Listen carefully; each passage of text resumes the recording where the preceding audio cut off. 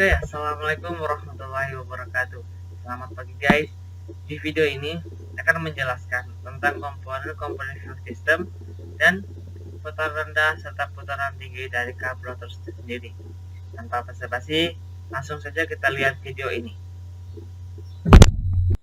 Ini adalah salah satu komponen fuel system, yaitu fuel line yang menyalurkan bahan bakar dari karburator ke komponen-komponen fuel system lainnya.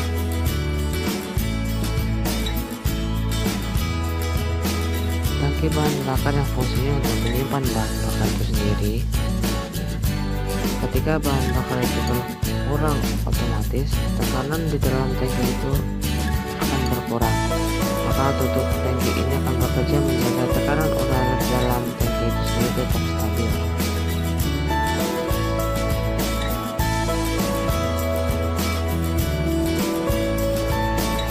This section examines fuel pumps for carbureted systems. Fuel pumps on carbureted systems can be electrical or mechanical. The mechanical fuel pump for the carburetor system is usually mounted on the cylinder head or the engine block. It has a flexible diaphragm. That's a flexible piece of neoprene rubber separating two chambers. This diaphragm is operated by an eccentric on the camshaft. It rotates, making the rocker arm move. This movement is transferred to the diaphragm, pulling it down. That draws fuel into the pumping chamber above the diaphragm. The diaphragm spring moves the diaphragm up, and this forces fuel from the pumping chamber out of the pump and into the carburetor. When the engine needs more fuel, the diaphragm moves through a long stroke to pump a lot of fuel. When less fuel is needed, pressure builds up in the fuel line to the carburetor and in the pumping chamber above the diaphragm. The diaphragm spring can't push the diaphragm up so far, and the pumping stroke is reduced. Some pumps also have a return line to send excess fuel back to the tank. As the fuel circulates, it cools the fuel pump and lines and reduces the chance of vapor loss.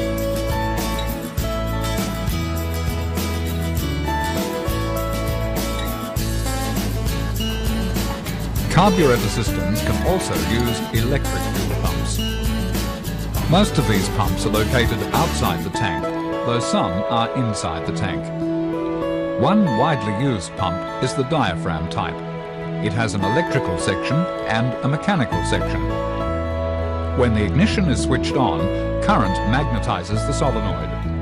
The magnetic field energizes the armature, which pulls down the diaphragm. This creates an area of low pressure that draws fuel into the pump. Pulling down the diaphragm breaks the circuit and stops the current. The solenoid is no longer an electromagnet. The armature is released and the diaphragm spring forces up the diaphragm, which forces fuel out of the pump and on its way to the carburetor. This action continues, delivering fuel each time. When the engine prevents the pump continuing to run if the engine stops.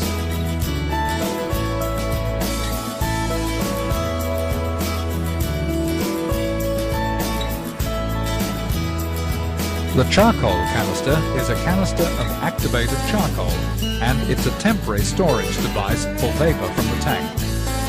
When the engine is stopped, vapor from the tank passes through the vent pipe to the canister and is absorbed into the charcoal. When the engine is running, the lower pressure in the inlet manifold draws in the petrol vapor from the charcoal into the manifold. The process is controlled so it doesn't upset the air-fuel mixture.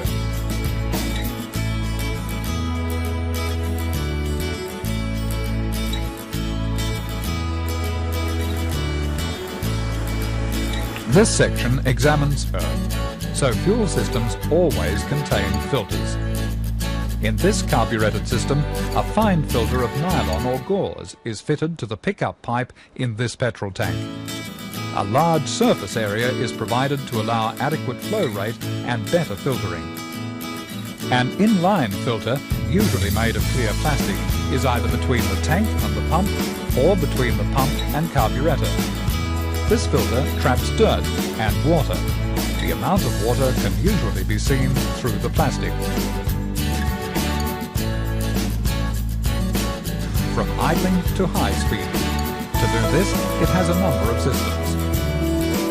With the engine stopped, the throttle valve is closed, but fuel is still held in the bowl. With the engine running, fuel is held at a set level by the float and a needle valve. Fuel supplied to the engine when it is running is replaced by fuel from the tank. A passage from the air horn to the float bowl balances air pressure between the air cleaner and the float bowl.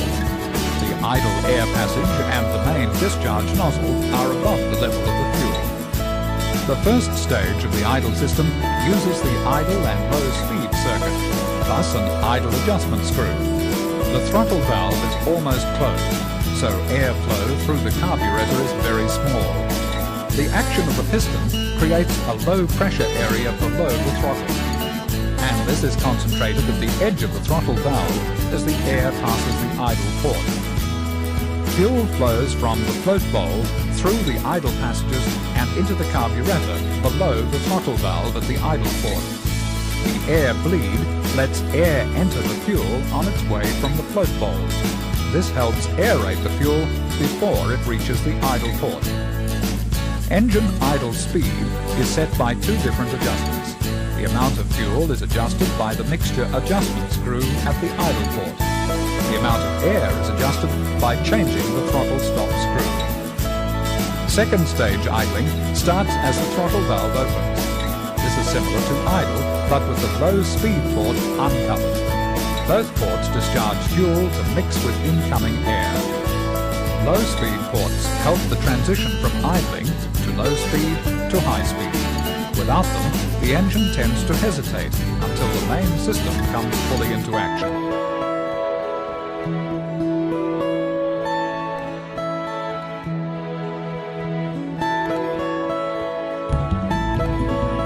The main or high-speed system comes into action above fast idle as airflow through the venturi increases. A main metering jet in the fuel in the bowl meters fuel passing into the discharge nozzle.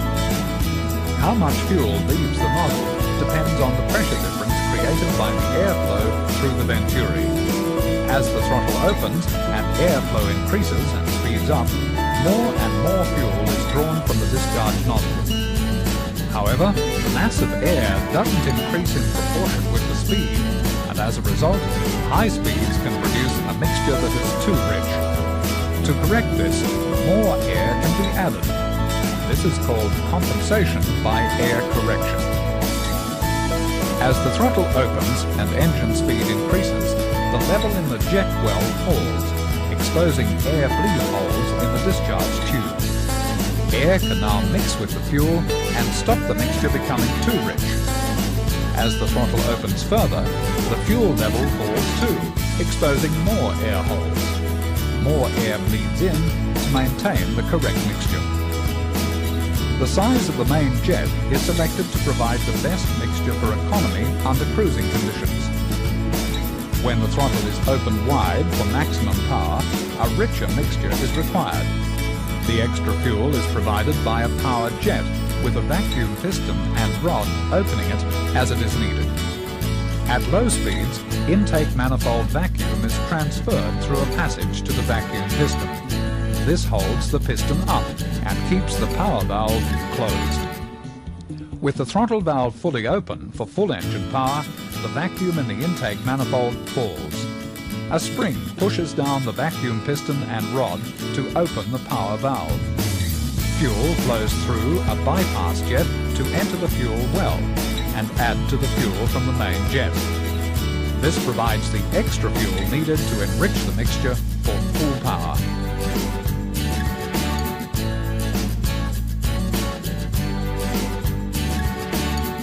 Below the plunger and closes off the inlet valve. Fuel flows through a bypass jet and enters the airstream from a discharge nozzle above the venturi. The duration spring extends the time for delivering the fuel.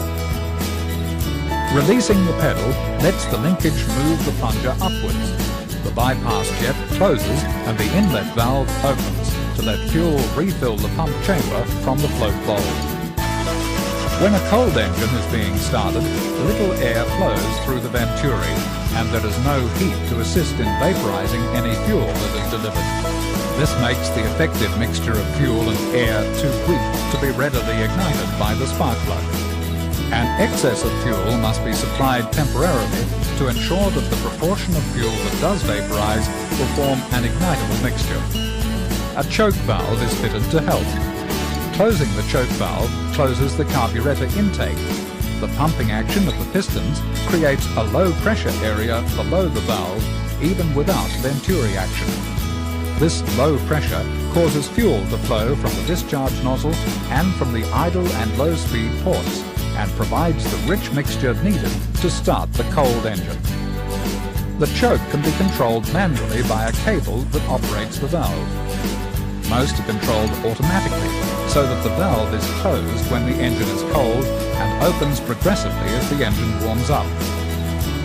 When the engine is warm, the fuel drawn into the manifold during starting vaporizes readily, and the engine can be started without the aid of a choke. The choke should operate as briefly as